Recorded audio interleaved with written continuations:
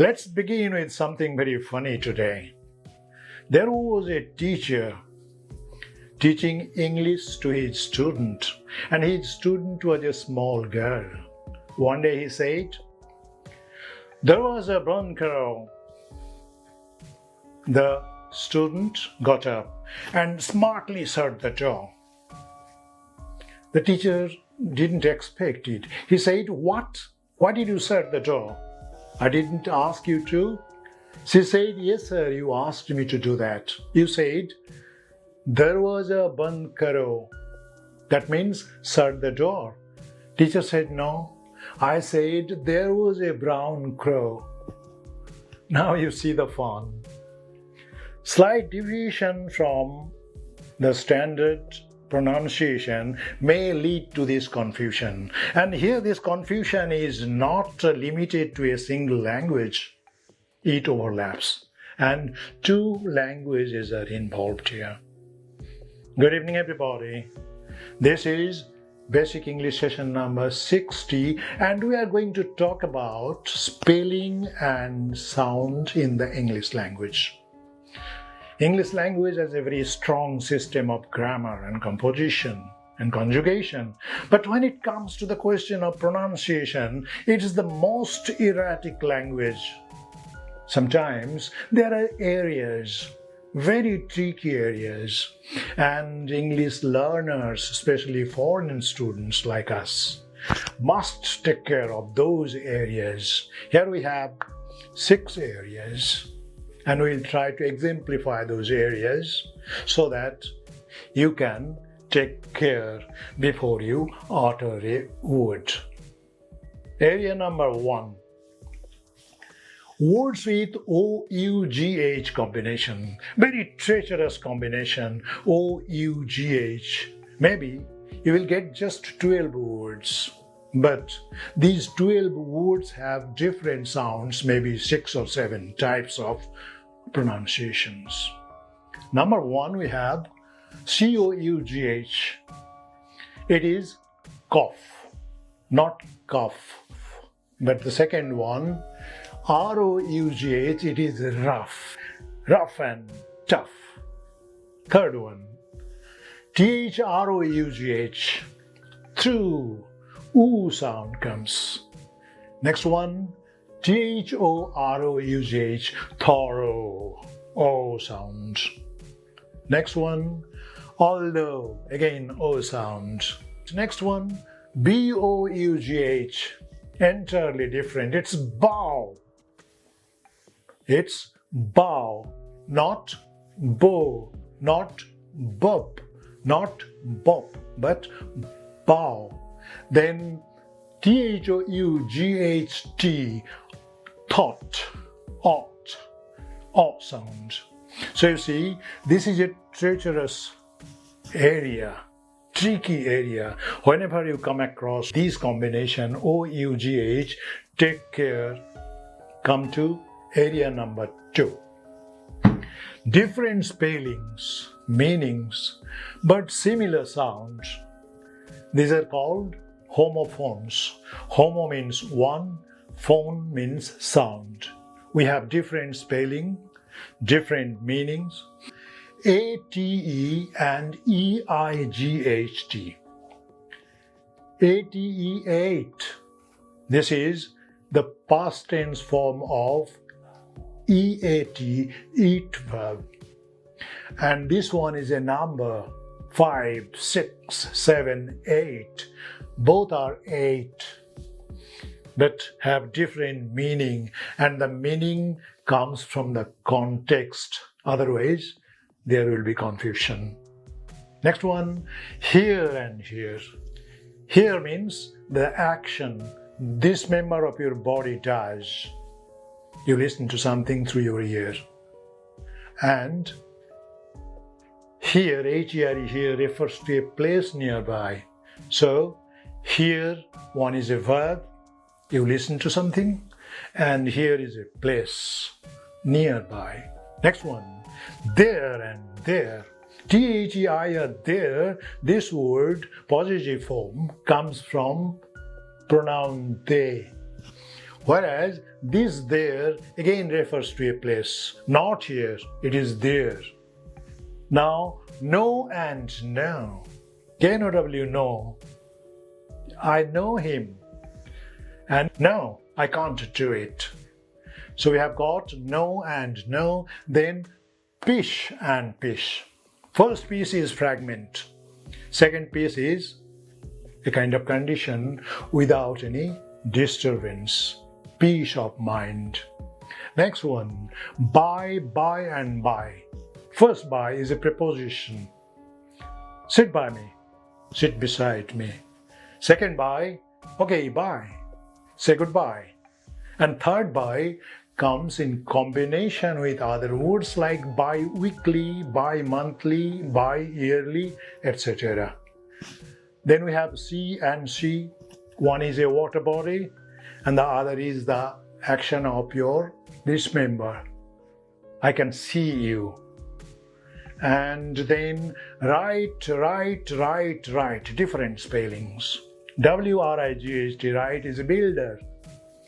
Whereas R-I-G-H-T, Wright, it's obligation or authority. Then W-R-I-T, Wright, the action you do with your pen. And R-I-T-E, Wright is a ritual. So we have 4 rights. And you can say, a right has no right to write about a right. A right, W-R-I-G-H-T, right, has no right, R-I-G-H-T, right, to write about a right, R-I-T, right. This is homophone and this is homonym.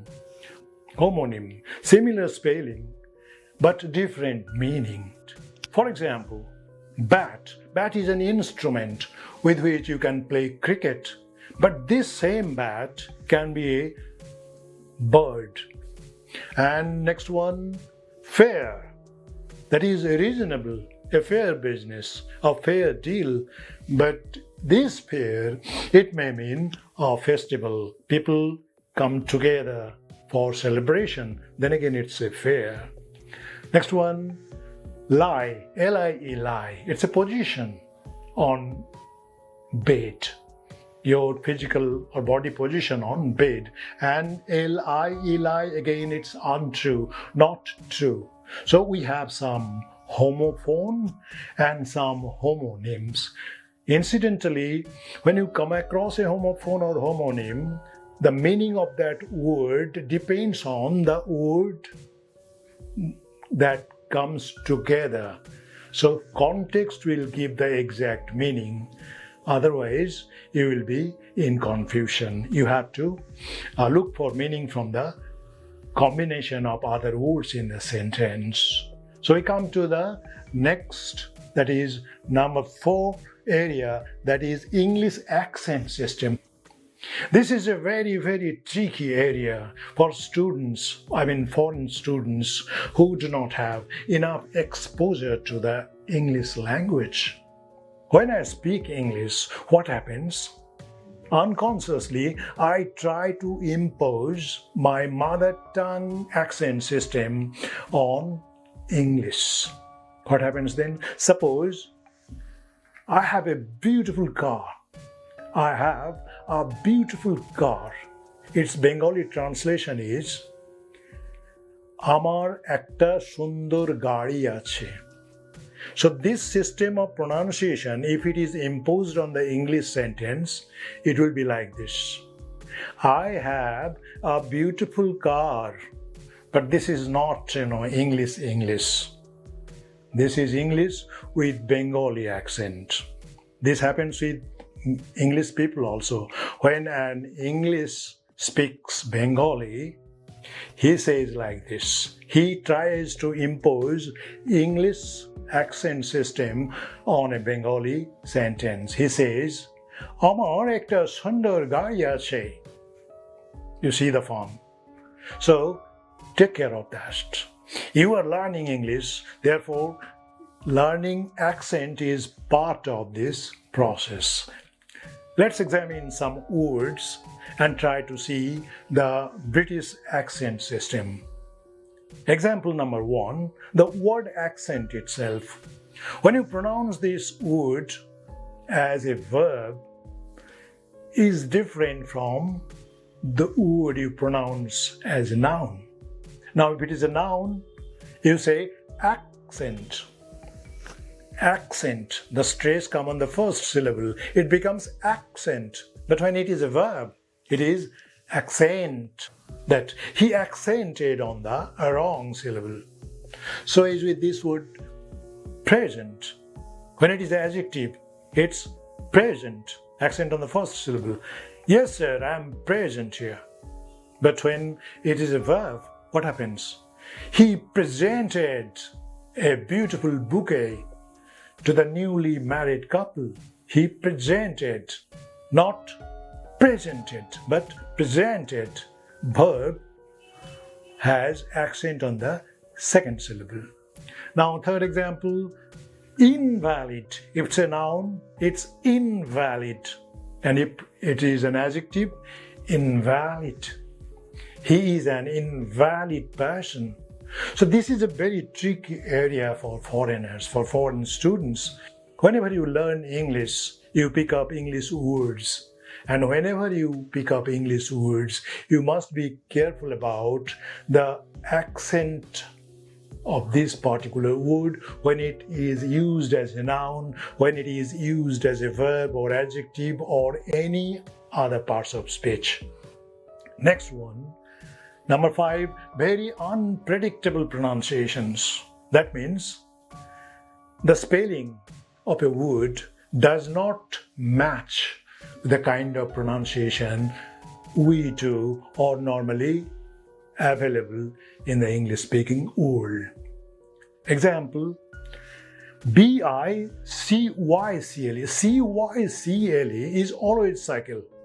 But when you add by, 2 wheels are there, so you can add by. Then pronunciation is changed unexpectedly. It becomes bicycle, not cycle.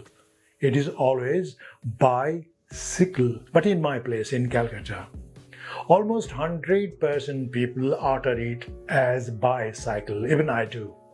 But the pronunciation that is recommended is bicycle, not bicycle.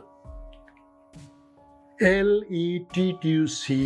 Go to the market and people will utter it as lettuce, but it is neither lettuce nor lettuce. It is simply lettuce. Very unusual. U gives you the sound of I, that is E. Lettuce. Yes, sometimes U has this sound. For example, busy. B-U-S-Y. It is not bougie, it is not buzzy, but it is busy. Next one, B-U-R-Y. It is not bury, it is not bury, but it is bury as a verb. After death, one is buried. So this is bury, not bury, or bury, or bury. Simply bury. Remember this one. Next one, D-E-N-G-U-E. It is dengue, not dengue. S-A-I-D. Not said, like paid, made. No. This is simply said. He said this, not he said this. Next one, B-L-O-O-D. Can you guess it? Blood. Open R sound. Double O gives you R sound. Very unusual. It is not blood. Next one, F-L-O-O-R. Not flour. It is fluor. Go to the first fluor and meet Mr. Sehan. So F-L-O-O-R, fluor. So you see how different is the system. Actually, these words do not follow any system. These are exceptional words. There are many in the English language. That is the problem. Then we come to another area, that is silent letters. There are many letters in the English words that are not at all pronounced. You know them. Often often. It is often, but sometimes it is often also. But number of people uttering it as often is less than the number uttering as often. Then no, K-N-O-W. K and N together becomes no, N. Then breeze, D is dropped. Then doubt, B is dropped. Then could, L is dropped. Then honest, H is dropped. Then T-O-M-B. Two problems are here. This O, it is Ough, two, and M, tum. B is absent. So T-O-M-B is tum, not tumb. These are the areas you must take special care of. English language is a nice language, but its pronunciation is very erratic. You must keep this in your mind and try to learn this language so that you can avoid confusion. Like, there was a band karo and there was a brown crow. Have a nice time. Have a nice day. Thank you very much.